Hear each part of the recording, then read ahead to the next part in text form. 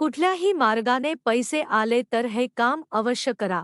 मित्र-मैत्रिणींनो, दर महिन्याला पगार झाला किंवा कोणते पैसे मिळाले, व्यवसायातून नफा मिळाला, कुठल्याही मार्गाने पैसे आली तर करा, फक्त हे काम करा. पैशाला बरकत येईल, खर्च कमी होईल.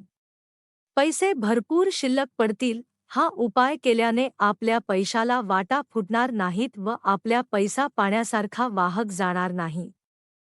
आपल्याजवळ आलेला पैसा आपल्या घरांमध्येच राहील.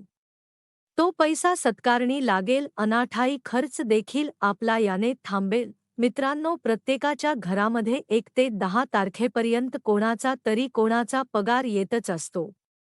मग तो व्यापार असू दे, धंदा असू दे, उद्योग असू दे किंवा नोकरी असू दे, कोणत्याही व्यवसायातून महिन्यातून एकदा आपल्या घरामध्ये पैसा येत असतो.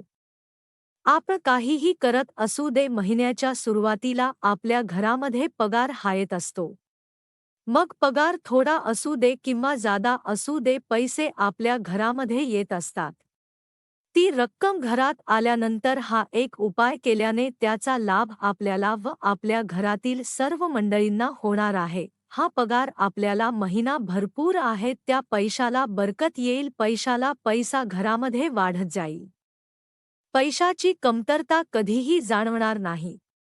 हे होण्यासाठी आपल्याला फक्त एवढेच करायचे आहे.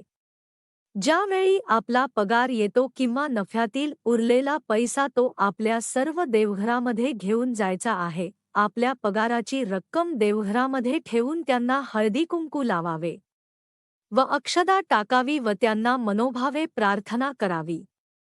फक्त पूजा केलेल्या 1 दिवस तेवढा आपल्याला पैसे कुणालाही द्यायचे नाही. आपल्या पगाराची रक्कम देवघरामध्ये ठेवून त्यांना हळदी-कुंकू लावावे व अक्षदा टाकावी व त्यांना मनोभावे प्रार्थना करावी. नमस्कार करून झाल्यानंतर ते पैसे दिवसभर रात्रभर देवार यामध्ये ठेवायचे आहेत. त्या पैशांना चुकूनही हात लावायचा नाही किंवा त्यातील पैसे खर्च देखील करायचे नाही. मित्रांनो, कितीही अडचणी आल्या तरी त्यातील 1ही रुपया त्या दिवसासाठी खर्च करायचा नाही. कोणालाही द्यायचे असतील तर तो 1 दिवस सोडून दुसऱ्या दिवसापासून ते पैसे आपण त्यांना देऊ शकतो. फक्त पूजा केलेल्या 1 दिवस तेवढा आपल्याला पैसे कुणालाही द्यायचे नाहीत.